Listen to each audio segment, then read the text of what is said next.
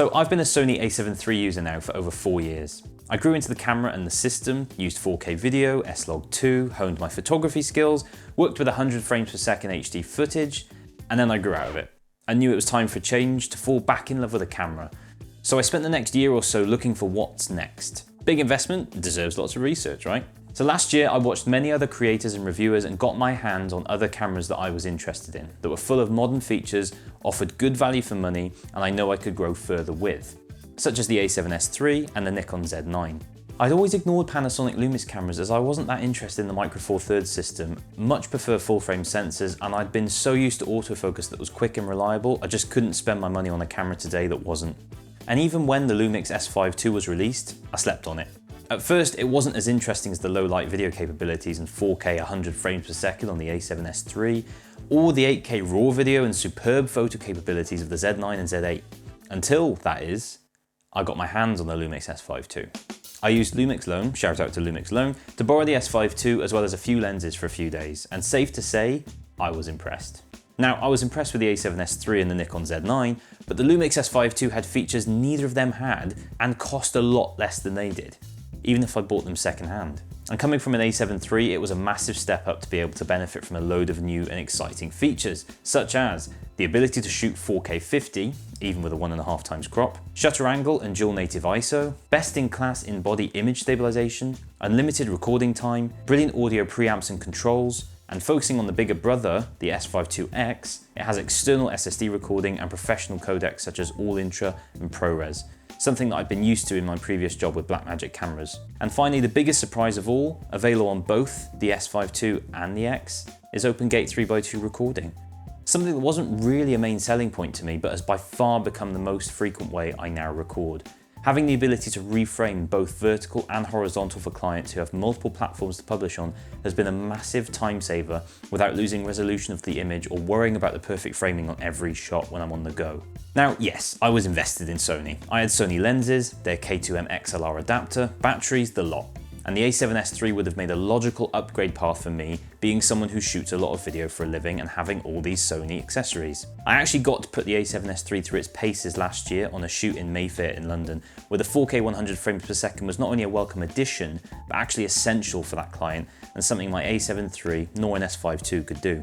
The thing is though, this isn't really the be all and end all of a camera. Yes, it was great to have, and for that job essential, but on a more long-term basis and as a professional and hobbyist photographer also, the a7S III is usable, but the megapixels aren't really enough if you're doing more than Instagram posts or providing professional photography to a client. Also, in my opinion, and I've discussed this in my video about the a7 III, which if you haven't seen, go and check it out, but the Sony cameras aren't that exciting to use anymore. They're reliable, sure, they get the job done, but once you've used them, you've used a lot of them. They have their specialities, but ergonomically and feature-wise, they don't have much between them. And I'm saying that as someone who was absolutely obsessed with this camera when it was released. I watched Gerald and Dunn's video on it like 100 times, I've used it and it is great. But you get the sense that today, even by Sony, it's largely redundant. The FX3 is by far a more superior video camera for a bit more money. The a7 IV is a slightly more affordable all-rounder, and the A1 genuinely does it all, but it is purely targeted at those higher-end professional photographers and some videographers who can afford it.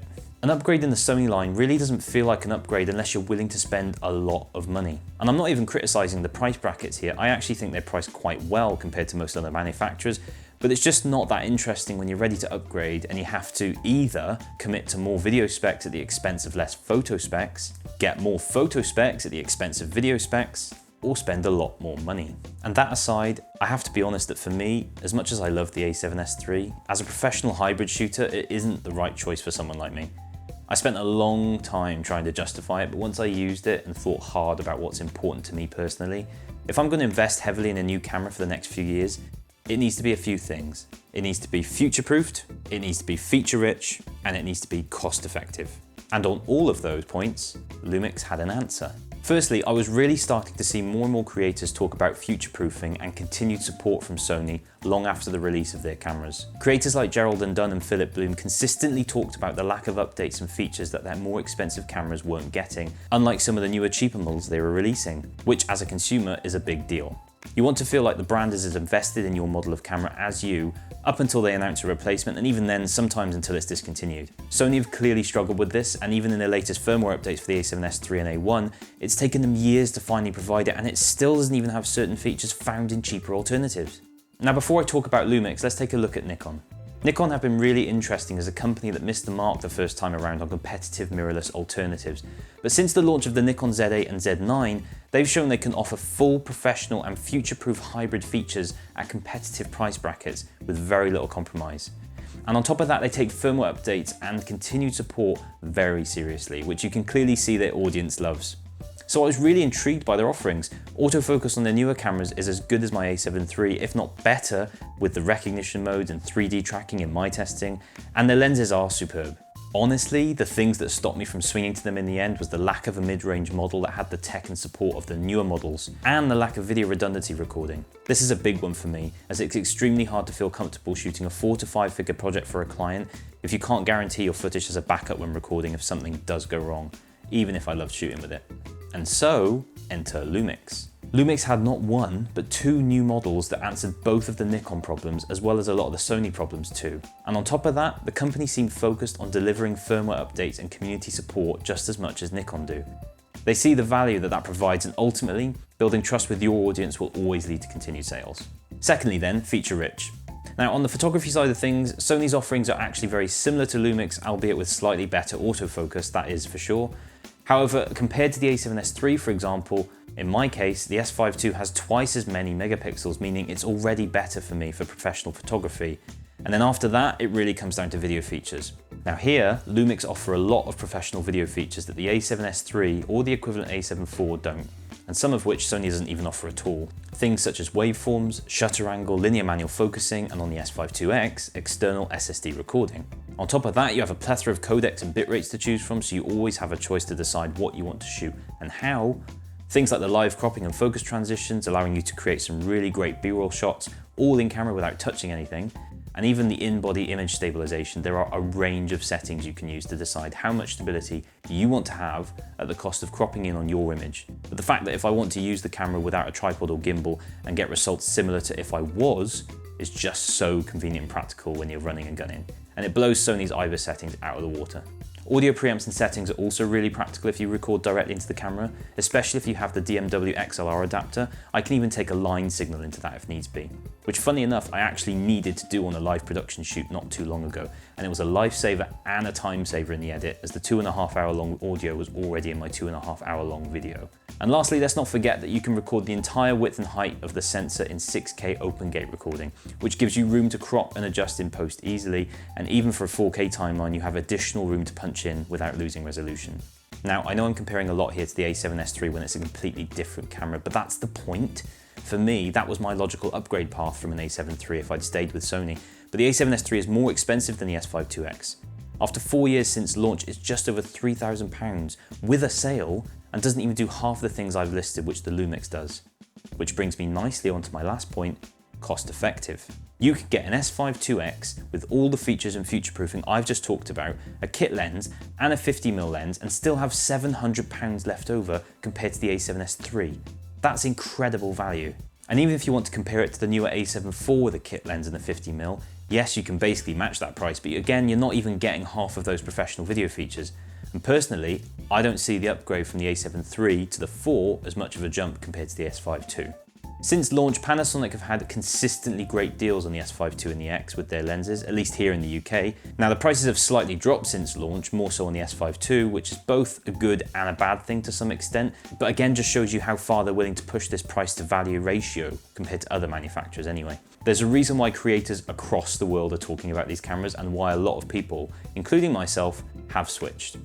And in my case, I chose to switch to the S5 IIX. The reason for skipping the S5 II was because I felt that the external SSD recording, ProRes codecs, and ability to capture raw video when paired with a recorder were great features that I could start to use and grow into over time, and it made me more flexible for certain professional video projects when needed. I also think that the S5 IIX will hold its value a bit more longer term compared to the normal S5 II when it comes to resale in a few years. The last thing I want to touch on, which whilst it wasn't a crucial factor in my decision to switch to Lumix, was somewhat interesting to me, is the future of the full-frame Lumix series. Now, I'm not saying you should base any of your buying decisions on speculation or what may come in the future, but it is interesting to look at how far Lumix have jumped from the launch of their full-frame series in 2019 to 2024, and how feature-rich their S5 line now is. They easily excel compared to the S1 series, the series that's meant to be the flagship. They offer the same or more features. Even the critically acclaimed S1H doesn't have external SSD recording or phase detect autofocus, and is still more expensive than the S5 IIX. However, I believe there is a real need for that S1 line. I think they look back on as a great achievement and a first step for Panasonic, especially the S1H, even if they didn't quite match Sony or Canon's offerings at the time. The build quality is much more durable, heavier and sturdier, and their back displays and EVFs are much bigger and clearer.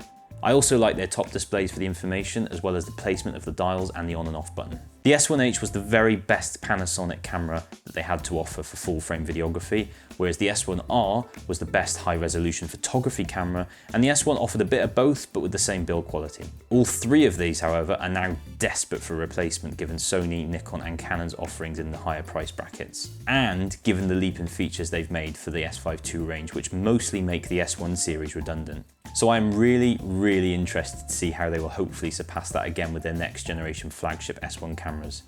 But right now, I'm extremely satisfied with my purchase and investment. For me anyway, it makes sense. That's not to say it's perfect, because it's not.